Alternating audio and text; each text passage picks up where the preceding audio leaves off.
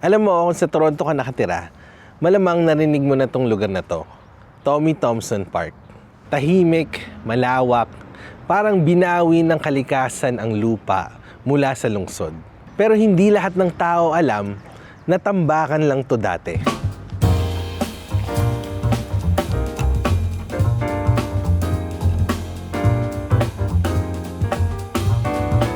Simula pa lang ng 1950s, dinadala rito ang mga tira-tirang bato, semento at basura mula sa mga construction site ng downtown. Wala sa plano na maging park ito. Plano nga sana gawing industrial port. Pero habang hindi natutuloy ang proyekto, ang kalikasan unti-unting bumabalik.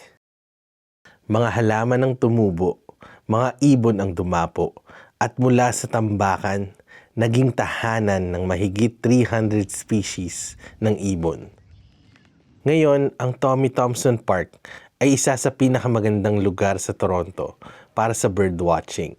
Makikita mo rito ang mga cormorant, egret, owl, osprey, at kung maswerte ka, baka may bald eagle ka pang masulyapan.